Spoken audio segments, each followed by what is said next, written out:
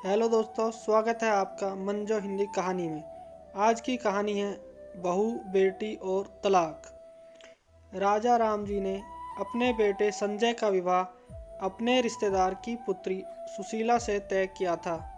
दोनों परिवारों में जान पहचान होने के कारण किसी तरह की कोई चिंता नहीं थी। सुशीला की दादी पिछले 1 डेढ़ साल से कह रही थी कि सुशीला को घर के कामों में रुचि लेने दो, ससुराल में जाएगी तो तकलीफ कम होगी।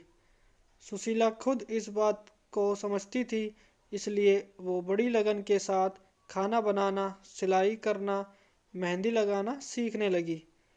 सगाई होने के बाद दादी का रोज रोज कहना उसकी मम्मी को पसंद नहीं था। वो कहने लगी कि हमारी बिटिया तो राज करेगी राज। आप भी तो राजा राम जी और उनके परिवार को जानती हो। दादी हाँ करते हुए कहती कि बहू, सीखने में क्या बुराई है, जरूरत पड़ने पर शर्मिंदा नहीं होना पड़ेगा। मगर उसकी माँ को ये बात कम जचती थी, इसलिए सब कुछ सीखने के बाद भी वो सुशीला को नहीं के बराबर काम करने देती थी। उधर राजा राम जी के कोई लड़की नहीं थी, तो उनकी पत्नी माया सोचती थी कि 4 लोगों के लिए कितना काम होगा, इतना तो मैं अकेली कर लूँगी और ज़रूरत पड़ी तो कामवाली रख लेंगे, मगर बहू को बेटी की तरह रखूँगी, उससे काम नहीं करवाऊँगी। नियत तिथि को नियत मुहूर्त में संजय और सुशीला का विवाह संपन्न हुआ। बड़े हर्षोल्लास के साथ सास ने बहू का स्वागत किया। सप्ताह भर तो मेहमानों का जमावड़ा रहा, इसलिए नई बहू को सजने संवरने से ही फुर्सत नहीं मिलती। मगर सबके चले जाने के बाद भी राजा राम जी की पत्नी ने अपनी बहू को कोई काम करने की अनुमति नहीं दी। सुशीला ने संजय से इस बारे में चर्चा की तो वो भी कुछ नहीं बोला।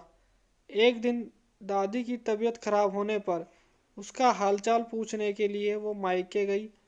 3 दिन बाद अचानक संजय के नाम एक वकील का खत आया, जिसमें तलाक का नोटिस था। सब कुछ इस तरह से हुआ कि दोनों परिवारों में किसी को कुछ समझ नहीं आ रहा था।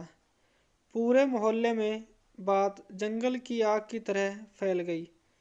कोई संजय में कमी बता रहा था तो कोई सुशीला की, लेकिन असली वजह किसी को नहीं पता थी। राजा राम जी के एक रिश्तेदार, जिनका दोनों घरों से रिश्ता था, वे आए शाम को और राजा राम जी के पूरे परिवार को लेकर सुशीला के घर गए। वहां उन्होंने तलाक के बारे में पूछा तो किसी को कुछ पता नहीं था सिवाय सुशीला के। उन्हें उन्होंने सुशीला से इस बारे में पूछा और सुशीला ने जो कहा उससे सबके आँख कान खुल गए। सुशीला ने कहा कि मैं एक बहू के रूप में उस घर में गई थी, मगर वहाँ भी मुझे बहू की जगह बेटी बना लिया गया। क्योंकि बेटी के रूप में तो मैं इस घर में रह रही थी, इसलिए मुझे उस घर में रहना अच्छा नहीं लगा था, अतः मैंने तलाक का नोटिस भिजवा दिया। यह बात किसी के गले नहीं उतर रही थी। ज़्यादा जोर देने पर सुशीला ने बताया कि विवाह और उसके बाद की ज़िंदगी को लेकर मेरे मन में बहुत उत्साह था। मैंने मेरी सहेलियों से काफ़ी कुछ सुन रखा था। जब मेरा विवाह हुआ और मैं अपनी ससुराल गई तो मैंने जो देखा, पाया और महसूस किया, वो सब मेरी जानकारी के विपरीत था। 1 सप्ताह तक तो मैंने इंतज़ार किया, मगर उसके बाद भी मुझे किसी काम को हाथ लगाने की अनुमति नहीं मिली, तो मेरा मन विचलित होने लगा। मैंने सासू माँ से बात की तो उन्होंने यह कहते हुए कि थोड़ा सा ही तो काम है, ये तो मैं ही कर लूँगी, तू आराम कर, और काम करने की इजाज़त नहीं दी। फिर मैंने संजय से बात करने का प्रयास किया, लेकिन उसने भी बात को टाल दिया। तब मैंने दादी से बात की और उनसे मुझे यहाँ बुलाने की प्रार्थना की, तो दादी ने अपनी बीमारी का बहाना बनाकर मुझे यहाँ बुला लिया। यहाँ भी किसी ने मेरे मन की बात जानने की कोशिश नहीं की सिवाय दादी के।